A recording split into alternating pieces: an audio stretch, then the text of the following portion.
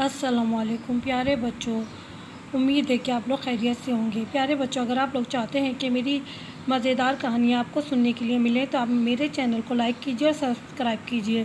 آج میں جو آپ کو کہانی سنانے جا رہی ہوں اس کا نام ہے وقت کی اہمیت۔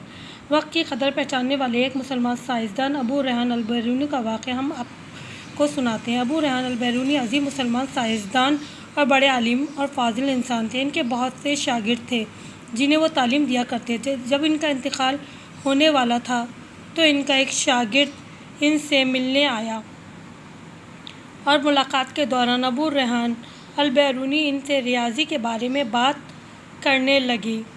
شاگرد نے کہا، یہ وقت ان باتوں کا نہیں ہے۔ ابو ریحان بولے، میں اس بات کا علم حاصل کر کے مروں یہ بہتر ہے یا اس بات سے جاہل رہ کر مر جاؤں یہ بہتر ہے۔ شاگرد کہتے ہیں کہ ہم نے کچھ دیر تک بات چیت کی اور ابھی اپنے گھر بھی نہیں پہنچا تھا کہ ابو ریحان البیرونی انتقال کر گئے۔ جی ہاں بچوں، ہم چاہتے ہیں کہ بڑے آدمی بنیں تو ہمیں چاہیے کہ اپنا قیمتی وقت فضول کاموں میں ضائع نہیں کریں۔ صبح اٹھنے سے لے کر رات کو سونے تک تمام کاموں کو ان کے وقت پر انجام دینا چاہیے۔ مثلاً پڑھنے کے وقت پڑھائی، کھیل کے وقت کھیلنا، نماز کے وقت نماز پڑھنی چاہیے۔